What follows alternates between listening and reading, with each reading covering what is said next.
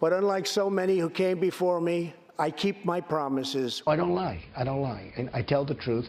I will always tell you the truth.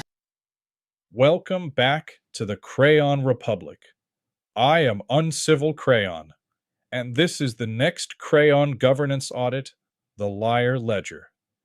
Tonight's case is not policy disagreement. It is not vibes. It is not mean tweets. This is Trump versus Trump. He says he tells it straight. He says he keeps his word. So tonight we put the claim on the table. No pundit filter, no party mascot, no cable news therapy couch. Just the claim, the archive, the receipt, and the part where reality walks in holding a crowbar. Let's open the ledger. Reduce our $18 trillion in debt because, believe me, we're in a bubble. I call myself the king of debt. I'm the king of debt. I'm great with debt. Nobody knows debt better than me. For the country, we have $19 trillion in debt. It's going to be very soon 21 trillion, not billion, 21 trillion dollars. We have to start chopping that debt down, especially when you have 20 trillion in debt. I will bring our energy companies back. They'll be able to compete. They'll make money. They'll pay off our national debt. They'll pay off our tremendous budget deficits. So we're at $33 trillion, a number that nobody ever thought possible. We had our economy rocking and rolling just prior to COVID coming in. But then with COVID coming in, we had to do other things. You also added $8 trillion to the national debt. Do you have a point? We had a thing happen to us. We had the greatest economy in history, and then we got hit with COVID. We were getting ready to start paying down debt, and then we got hit with a thing called COVID, or the China virus. So that's the debt ledger. First, nobody knew debt better than him. He was the king of debt. He was great with debt. He was going to chop it down. Energy companies were apparently going to pay off the national credit card like Exxon had a rewards program. Then the bill came due, and suddenly the whole thing was COVID's fault. Huge problem. The pre-COVID receipt says the deficit problem was already getting worse during his first term, before COVID showed up. And now, in round 2, the debt story is still headed the wrong way. So Exhibit 1 is simple. The self-declared king of debt did not tame the debt. He just found a new excuse to put on the invoice. And once the bill got too big to defend, the promise got smaller. Which brings us to the wall. I will build a great, great wall on our southern border, and I will have Mexico pay for that wall. Yeah. Mark my words. Yeah. We will build a great wall along the southern border, and Mexico will pay for the wall. On day 1, we will begin working on an impenetrable, physical, tall, powerful, beautiful southern border wall. We really need 1,000 miles because you have a lot of natural barriers,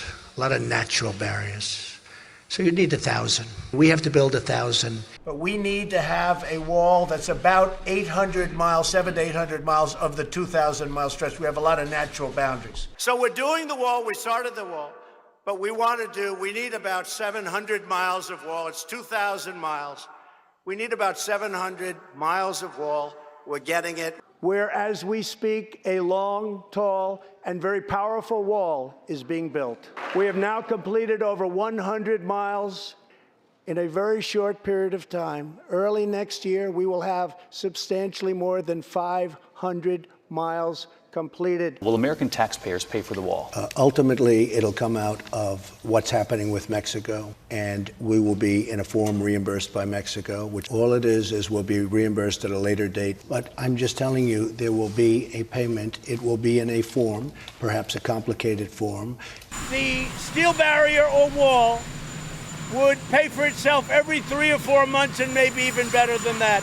And when I said Mexico will pay for the wall in front of thousands and thousands of people, obviously they're not going to write a check, but they are paying for the wall indirectly. The wall promise started as a big, beautiful wall paid for by Mexico. Then the story started moving. It became reimbursement, then a complicated form, then not a check, then indirect. And then the receipt shows what the slogan turned into. Not the giant campaign wall, not the rally number, 52 miles of new barrier. So by the time the paperwork walked in, Mexico had not paid for the wall, and the wall had shrunk into a receipt. And somewhere along the way, the big, beautiful wall went into the wash and came out as steel slats with a financing theory. Even the mileage started shrinking like the wall was hiding from child support. The promise did not just fail, it got shaved down every time a receipt walked into the room. That is not border security. That is a campaign slogan getting smuggled across its own paperwork. And the disappearing act was not limited to concrete and steel. It also had a healthcare plan. We are going to have a better plan, much better health care, much better service treatment, a plan where you can have access to the doctor that you want and the plan that you want. We're going to have a much better health care plan at much less money. But you've been in office 3.5 years. You don't have a plan. Well, we haven't had, excuse me, you heard me yesterday. We're signing a health care plan within 2 weeks, a full and complete health care plan. I interviewed you in June of last year. You said the health care plan would come in 2 weeks. You told Chris Wallace that this summer it would come in 3 weeks. I have it already. But you've been trying to strike down pre-existing conditions. I have it already, and it's a much better plan for you, and it's a much better plan.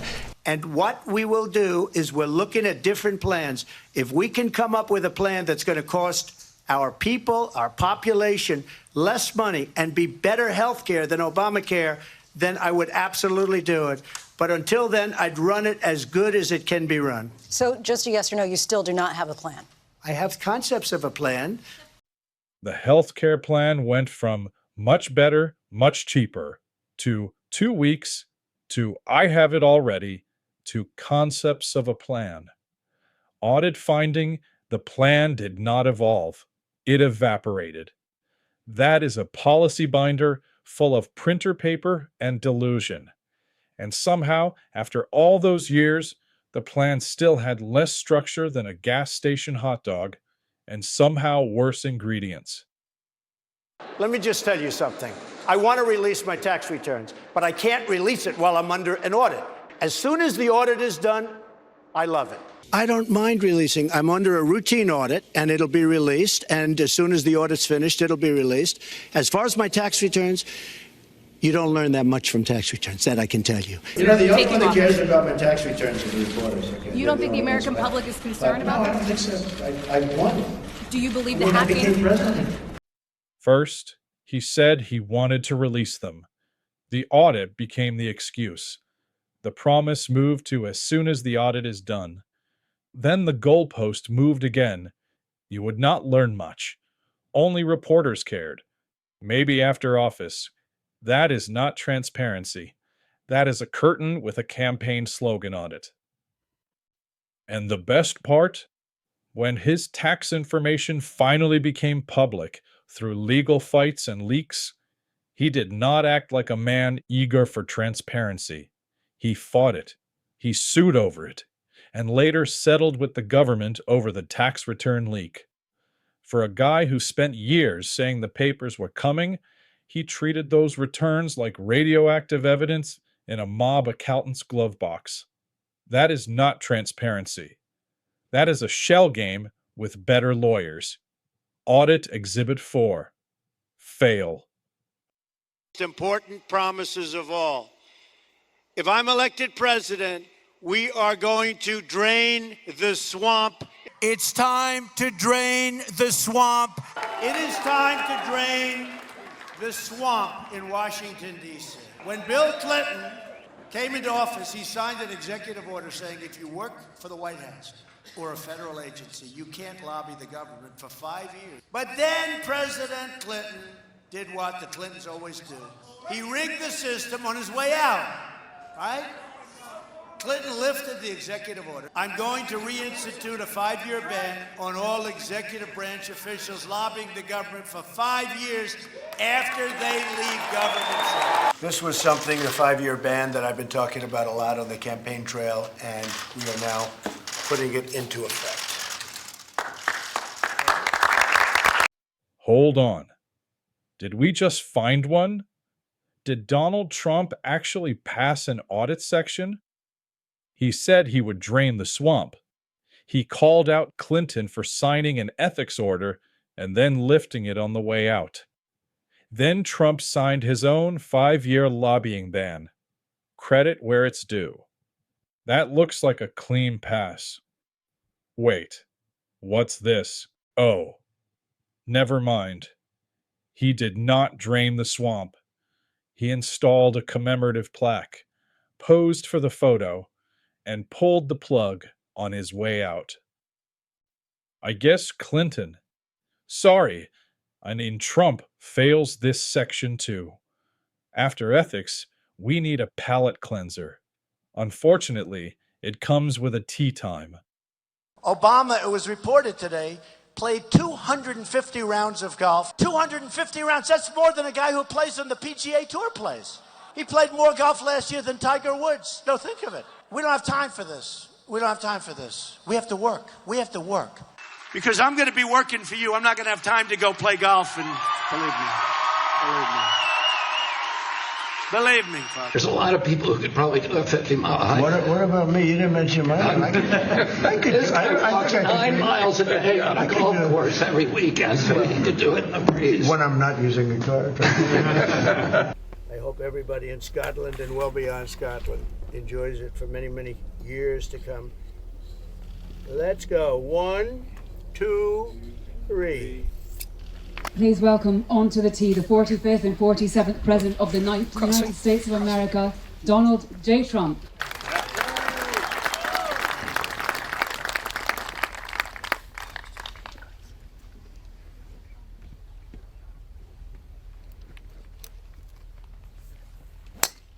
Four. He said presidents do not have time for golf. Then he found time for golf carts, ribbon cuttings, tee shots, and a soft launch tour of his own brand. And the receipt is worse. After screaming about Obama's golf, Trump outpaced him in less time. So this was never about work ethic. It was about who got to turn the presidency into a clubhouse membership. If I'm president, I will have that war settled in 1 day, 24 hours.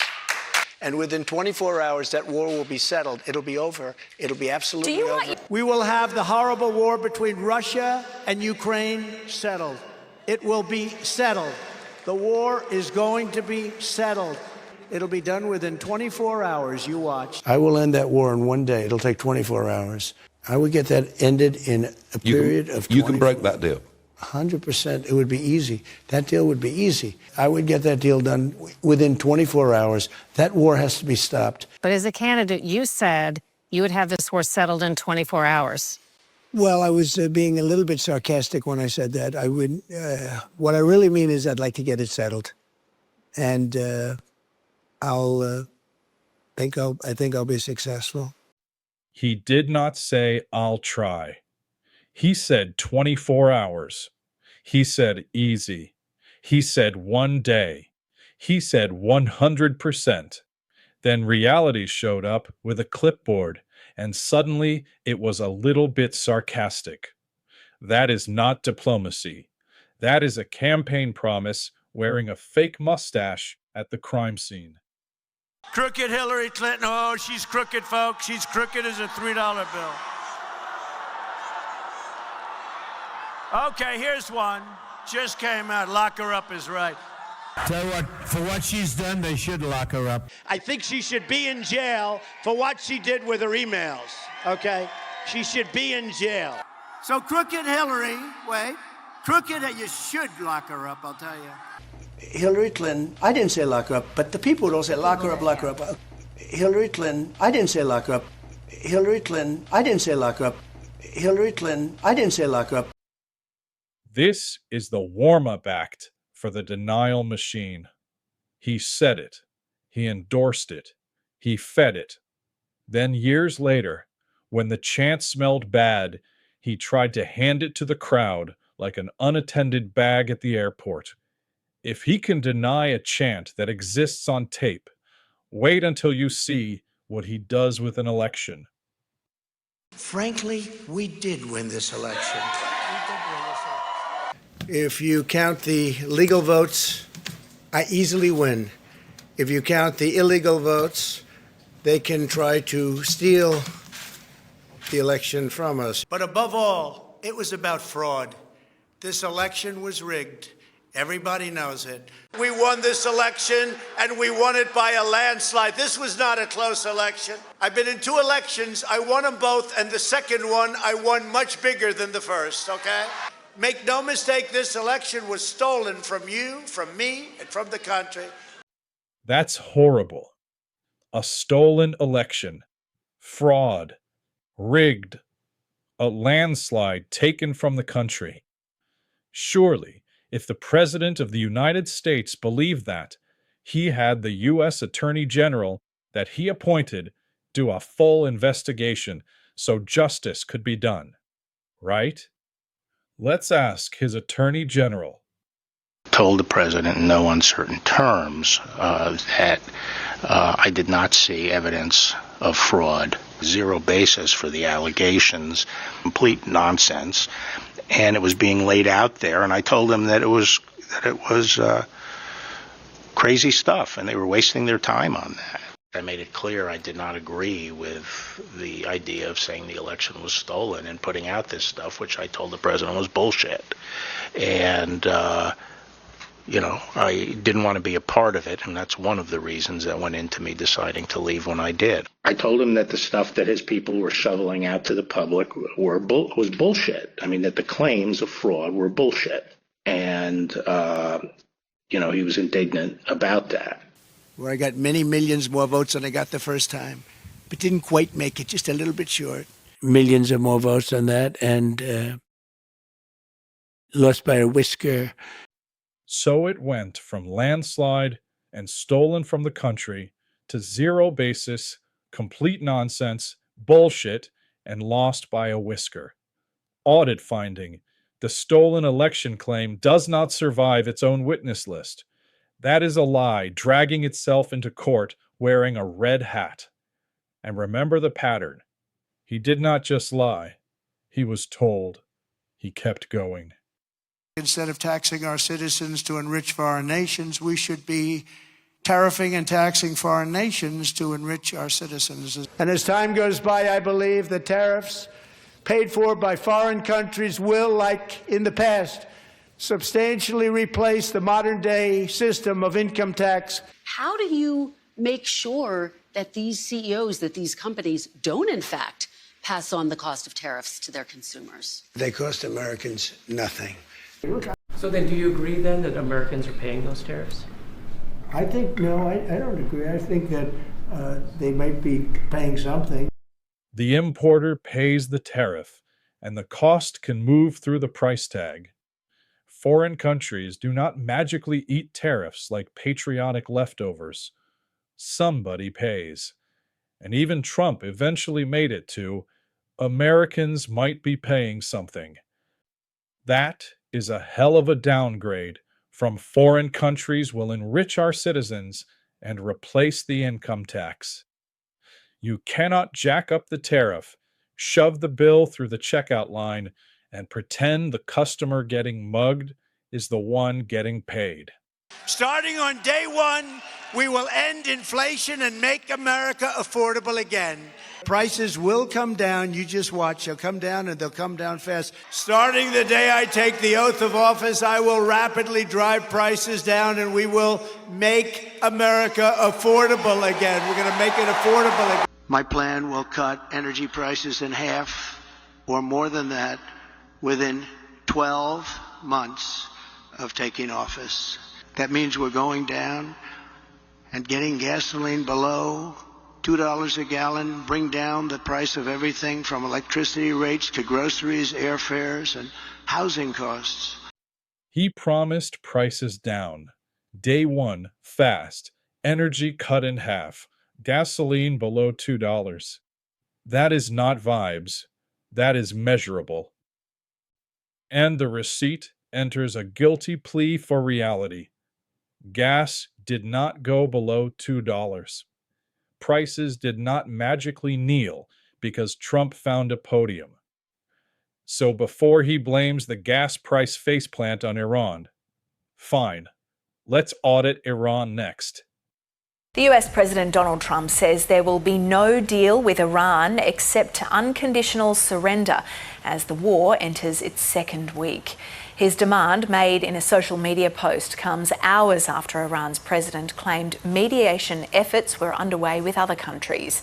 The White House now also says it expects to achieve its objectives within 4 to 6 weeks. And we've won. Let me tell you, we've won. You know, you never like to say too early you won. We won. We won the bet. In the first hour, it was over. But we won. But they are begging to make a deal, not me. They're begging to make a deal. They are begging to work out a deal. I don't know if we'll be able to do that. President Trump forged this moment. Iran begged for this ceasefire. As the President truth this morning, a big day for world peace. Operation Epic Fury was a historic and overwhelming victory on the battlefield. I would say the fighting, if there's no deal, fighting resumes. So we'll see what happens.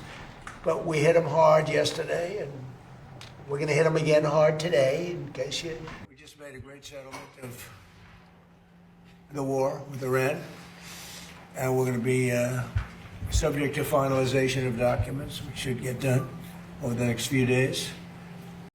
You do not get to demand unconditional surrender, brag about victory, announce a ceasefire, tease negotiations, and keep hit them hard again in your back pocket like that is strategy. That is chaos with a press badge. 1 minute it is surrender, then it is victory, then it is a ceasefire, then it is fighting again. Now it is settlement paperwork. Audit finding. The foreign policy was not stable enough to survive its own date overlays. If your foreign policy needs timestamps just so people can tell which version of reality you were selling that day, you are not conducting strategy. You are live streaming whiplash. And if the foreign policy chaos was reckless, the veteran record is where the audit stops laughing. We take care of our vets. Nobody loves our vets more than me, and we take good care of our vets, great care of our vets. Is there anything that you would like the veteran population to know about what you think of them? That I love them, that I respect them. I love our military. You have a big military here. I love our vets. I've taken care of our vets like no president has ever done. Medal of Freedom, that's the highest award you can get as a civilian. It's the equivalent of the Congressional Medal of Honor, but civilian version. It's actually much better because everyone gets the Congressional Medal of Honor. That's soldiers. They're either in very bad shape because they've been hit so many times by bullets, or they're dead. And they're rated equal. I always wanted to get the Purple Heart. He hit me. He's not a war hero. He's a war hero. He's a war hero. 5.5 years. He's a war hero because he was captured. I like people that weren't captured, okay? I hate to tell you. Do you agree with that? He's a war hero because he was captured, okay? You can have, and I believe perhaps he's a war hero. But your friend Bibi, he's a good man. He's in there fighting. He's fighting. You know, they're trying to put him in jail on top of everything else. How about that? He's nuts. He's a war hero because we work together. He's a war hero. I guess I am too. Yep. Nobody cares, but I am too. I mean, I sent those planes. Campaign claim that no physical altercation occurred. According to the Army, the staffer has faced unfair attacks for trying to enforce rules that were given to the Trump campaign ahead of time about filming at the cemetery. The Army's statement, which is rare to wade in, for them to wade into a political controversy, directly rebukes the Trump campaign. Pause. This one deserves more than a quick roast. He called the Medal of Freedom actually much better, because Medal of Honor recipients are wounded or dead. That is not a compliment. That is a man comparing a civilian award ceremony to combat sacrifice and somehow picking the photo op. And let's be honest about that award. The Medal of Freedom can honor real service, but it can also be handed to friends, donors, celebrities, loyalists, political pets, and whoever the president feels like polishing that week. The Medal of Honor is different. That one is written in blood. Then he said he always wanted a Purple Heart, like it was a challenge coin from the gift shop. Nobody wants a Purple Heart. You do not chase it. You survive it, or your family receives what is left of you with it. Then he said John McCain was not a war hero because he was captured. That is not toughness. That is a draft dodger grading a POW from the safety of a microphone. And then, after all that, he called himself a war hero because he sent planes. Ordering other people into danger does not make you a war hero. It makes you the guy with the pen. Then came Arlington. Section 60. Not a campaign backdrop. Not a content set. Not a place for brand management. A cemetery full of families who already pay the invoice. And then there is this. Trump denied the suckers and losers story, because of course he did. But the story was specific. En Marne American Cemetery, France, 2018. The cemetery near Belleau Wood, where Marines fought through machine guns, gas, and mud in World War I, and where the name Devil Dog was forged into Marine Corps history. The report said Trump did not want to go, asked why he should visit a cemetery filled with losers, and later referred to the Marines killed at Belleau Wood as suckers. Trump called it fake. He said it never happened. He did what he always does when the receipt is ugly. Point at the smoke alarm and accuse it of starting the fire. But then General John Kelly confirmed the pattern. Not a random pundit. Not a hashtag account. General John Kelly, retired 4-star Marine general, Trump's own Homeland Security Secretary, Trump's own White House Chief of Staff, a man Trump publicly praised as a great American, a great leader, and a true star of his administration. So now the question is simple. After 12 rounds of Trump versus Trump, 12 rounds of promises, reversals, denials, self-worship, and archive-assisted faceplants. Who do you believe? A decorated Marine general Trump appointed and praised, the people who served close enough to hear what he said when the cameras were gone? Or Donald Trump, the man who just spent this entire audit losing arguments to his own mouth? Me? I stand with my fellow devil dogs, because this was never just one bad quote.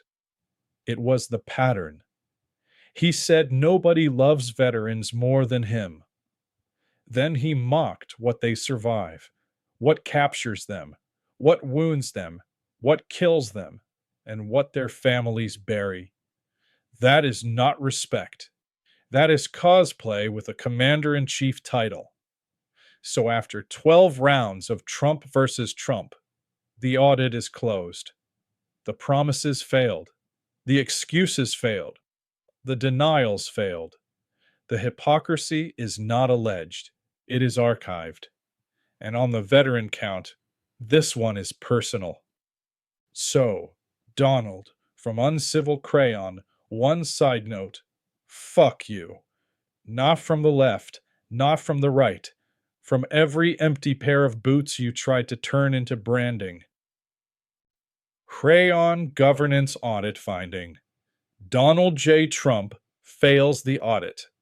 Semper Implacabilis.